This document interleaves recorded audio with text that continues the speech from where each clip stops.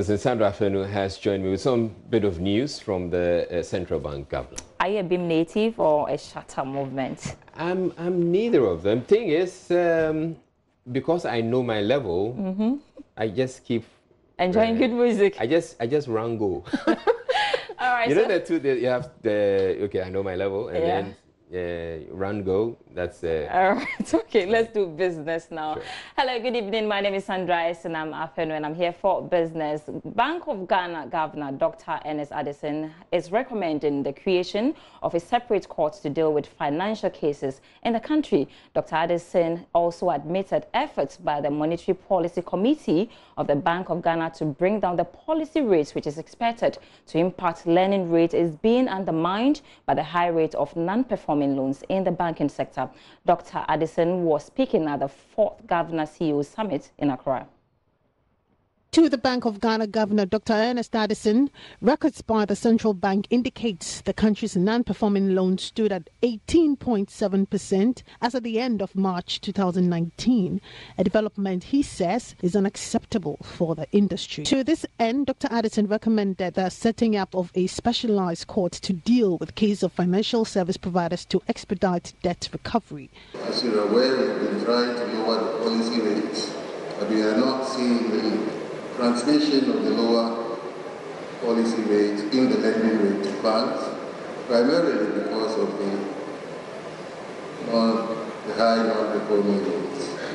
I would recommend the possibility of designating special courts and judges to adjudicate matters relating to the specific issues arising out of the bank resolutions and revocation of license, as well as cases in relation to collateral foreclosure. The governor was speaking at the 4th Ghana CEO Summit in Accra. This year's CEO Summit is under the theme, The Futuristic Economy, Technology-Driven Future of Business and Governance for Economic Transformation. Vice President Dr. Mahamudu Bawumia has been applauding the governor for his courage in implementing the reforms in the banking sector. We faced a very difficult situation. And I don't think a lot of people in this country understand how close to the brink we were. Not many people understand that we were really close to the brink.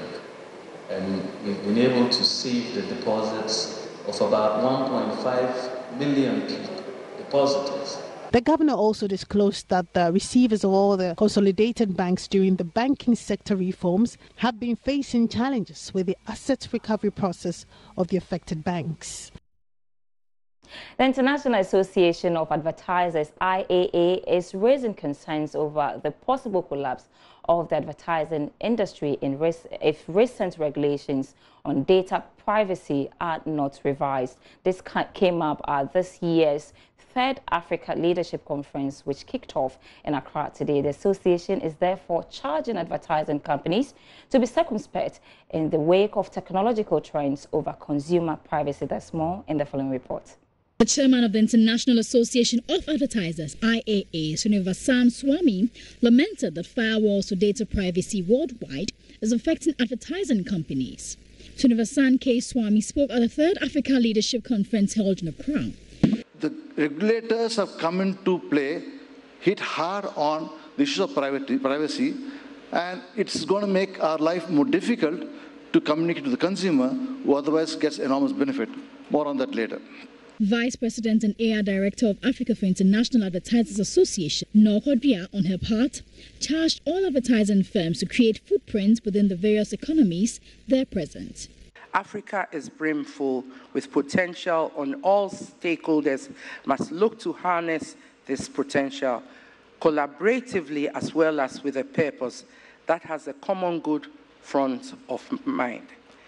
In an interview, IAA Ghana Chapter and Advertising Association of Ghana Executive Chairman Togbo Mensah revealed stakeholder consultation is underway with the Communication Ministry as well as the Data Protection Agency over consumer protection in the draft advertising bill.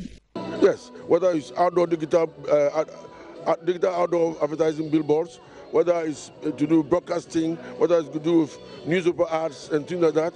Yes, we have to embrace new technologies. That's the way to go.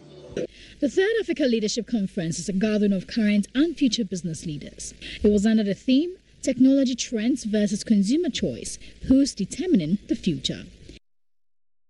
To other stories now, aggrieved customers of Gold Coast Fund Management Limited say confidence in fund management schemes, treasury bills and bonds will continue to decline if government fails to address the Gold Coast Fund Management impasse. Gold Coast Fund Management is an investment firm that offers returns closer to treasury bill rates, but customers are worried they are unable to either access or retrieve their funds since July 2018. Prince Appiah has been speaking to the leadership of the group after a demonstration in Kumasi last week. Display of musical dexterity composed to communicate the message of these aggrieved customers of Gold Coast Fund Management. The popular one was by this visually impaired.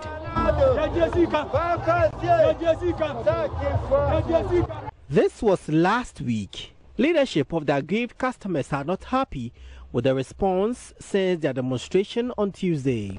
It might surprise you to note that since the petition was forwarded, we haven't received any form of assurance or any communique, both from the Gold Coast Fund Management, the Securities and Exchange Commission, and the Bank of Ghana. One of them, Emmanuel Somwa, whose business has collapsed due to his locked-up investment, believes this trend will affect their confidence and trust in fund management schemes in future. When it comes to my health too, ever since my funds got locked up, my blood pressure has been on an upward surge. What they are doing is killing our confidence in the fund management system.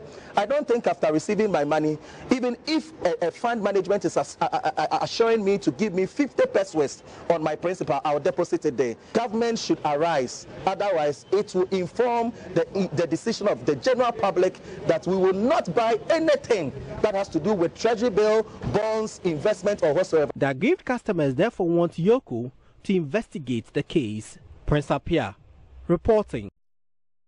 Economics Intelligence Unit predicts cedi's loss in value against major trading currencies, especially as the US dollar continued to perform better than the cedi due to uncertainty over the 2020 general elections. The details in our local summaries tonight. Intelligence Unit, EIU, according to the Business and Financial Times, has indicated that the cedi will continue to lose value against major trading currencies, especially the US dollar, due to uncertainty over the 2020 general elections and low confidence in the financial sector. In its country report on Ghana for May, the EIU said the cedi will further depreciate by at least 4%. The Customs Division of the Ghana Revenue Authority is offering an opportunity to importers whose import duties were determined just before the reduction in benchmark values to re-present their documents for revaluation. The measure means that people whose goods have not yet been cleared can enjoy lower duties. The GNA reports that MTN Ghana will this year invest $160 million in the upgrading and expansion of their network as it rolls out 4G+. Selom Adadivo, who is the CEO of MTN, made this known at the MTN Yellow Soiree held for its customers at Takoradi in the Western region. Business for now, but the fracas at the VGMA has got the whole world talking about how is that likely to impact on sponsorship deals in the country. I have the details when I return after 8 p.m. with more business news.